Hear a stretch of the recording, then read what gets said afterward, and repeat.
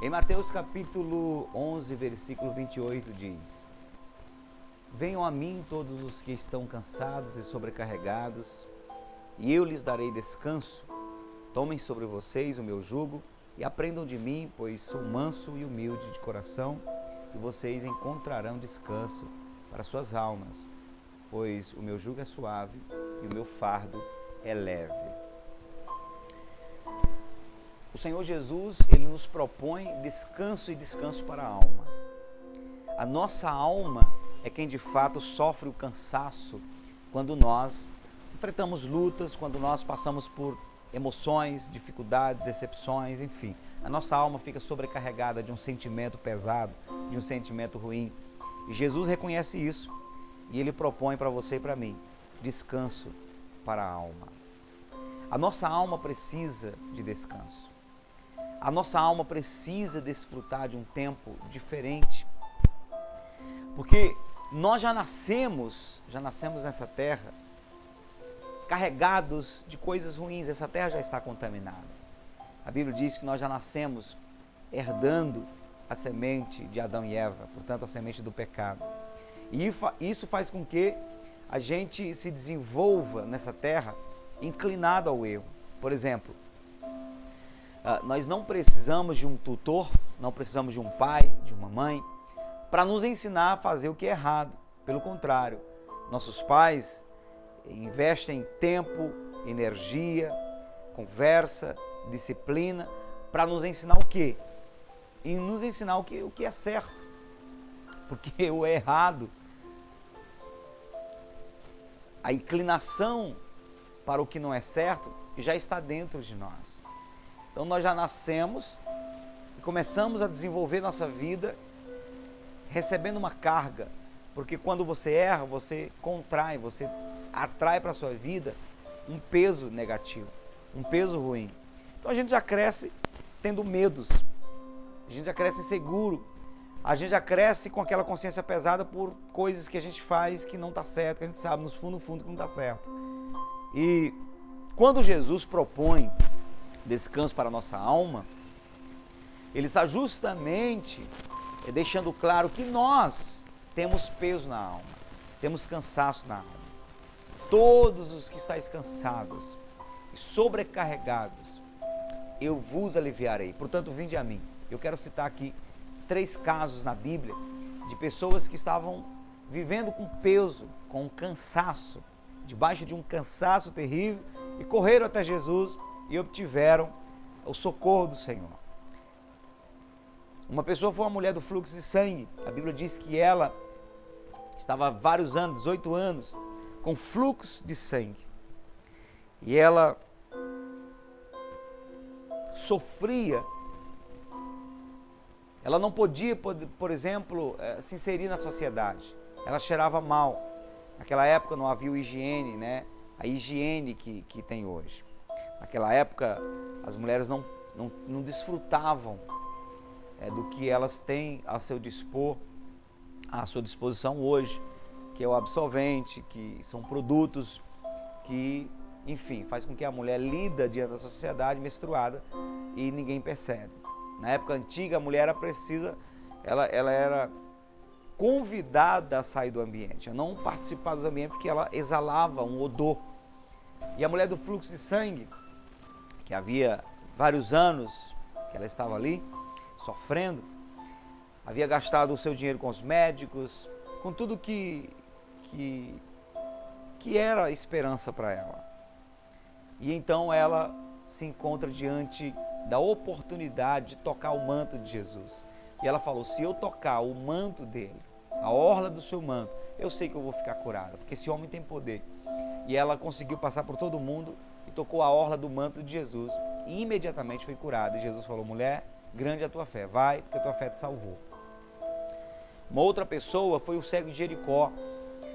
Ele que cresceu sem ver, que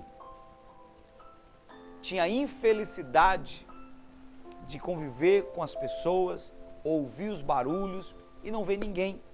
De repente ele ouviu falar que Jesus estava passando. E ele disse: eu vou clamar esse homem. Eu sei que ele é filho de Deus, que ele é a esperança da minha cura. e a esperança da minha salvação.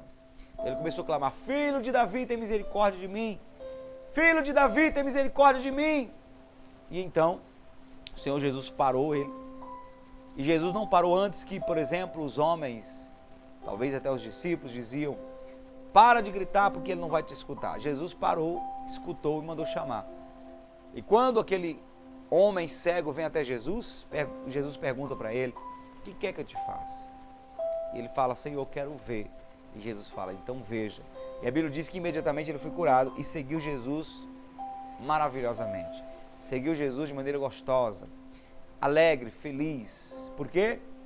Porque aquele peso, aquela angústia que havia na sua alma, pelo fato dele não ser um homem normal, pelo fato dele carregar, sabe, uma deficiência tão grande, que é a deficiência visual. Ele foi curado, esse peso foi tirado, e então ele passou a desfrutar de uma vida nova e ele acompanhou Jesus. Agora, o terceiro caso que eu quero citar aqui, não tem nada a ver com cura, não tem nada a ver, por exemplo, com doenças. A mulher samaritana, no capítulo 4 de João, Jesus encontra com ela na beira do poço e ele começa a dialogar com ela e ele pede para a mulher: dá-me de beber dessa água. E ela começa a questionar: como é que você que é judeu me pede água que sou samaritana? Havia uma briga, uma dificuldade de relacionamento entre os judeus e os samaritanos. E então Jesus diz: mulher, se você soubesse quem está te pedindo água, você quem pediria a ele e ele te daria água, e essa água mudaria a sua vida. Porque a água que você está bebendo, quem bebe dela torna a ter sede, mas aquele que beber da água que eu lhe der nunca mais vai ter sede. Porque a água que eu lhe der vai formar dentro dele uma fonte a jorrar para a vida eterna. A água que eu lhe der vai formar dentro de você uma fonte para a vida eterna. E a mulher disse imediatamente: Senhor, dá-me dessa água porque eu quero beber para não ter mais sede. E Jesus estava por trás dessas palavras falando da vida daquela mulher. Então ele, para iniciar a revelação, ele diz: vai e chama teu marido. Ela diz: eu não tenho marido. Ele diz: disseste bem, porque tiveste 5 maridos e o que agora você tem não é teu. Quando Jesus fala sobre a água, ele está falando de 2 águas. Uma era a água que aquela mulher estava bebendo, estava buscando, que não era água literal. A mulher estava no 6º marido. Tivesse 5 maridos, o que você tem não é teu. Ou seja, era uma mulher que vivia buscando saciar sua sede nas águas do relacionamento. Ela passava de um relacionamento a outro relacionamento, de um relacionamento a outro relacionamento, tentando suprir um vazio, saciar uma sede, e ela não era dessedentada. Então, preste atenção. Jesus diz assim: olha, essa água que você está bebendo, você bebe e vai tornar a ter sede, isso não preenche você. Mas a água que eu lhe der, se você beber, nunca mais você vai ter sede. Ou seja, se você beber da água que eu lhe der, e claro que Jesus está falando dele mesmo, do Espírito Santo, se você beber dessa água, você não vai precisar correr atrás de homem, homem após homem, buscando saciar sua sede. Porque essa água vai te suprir de tal maneira que você agora vai conseguir viver uma vida digna, independente de homem, independente de qualquer coisa. Ou seja, essa água que Jesus oferece para essa mulher representa o descanso para a alma dela, o refrigério, porque Jesus falou assim: ó, tomai sobre vós o meu jugo e aprendei de mim que sou manso e humilde de coração, encontrarei descanso para a vossa alma. Então, essa água que Jesus oferece para a mulher samaritana é o descanso na alma dela. A alma dela estava buscando ser suprida em alguma coisa, em homens. E Jesus falou: não, a minha água vai suprir, vai saciar a tua sede, vai trazer descanso para a sua alma. Eu não sei como você se encontra. Eu não sei quais são os dilemas da sua vida. Eu não sei o que de fato gera dentro de você um vazio. Se você é uma pessoa normal, eu sei que há um vazio dentro de você. Há uma carência de Deus e de repente você está tentando suprir com sexo livre, com dinheiro, oportunidades, profissões, bebidas, drogas, enfim. De repente você esteja passando por essa luta e não sabe como trazer suprimento, preencher esse vazio da sua alma e trazer descanso para a sua alma.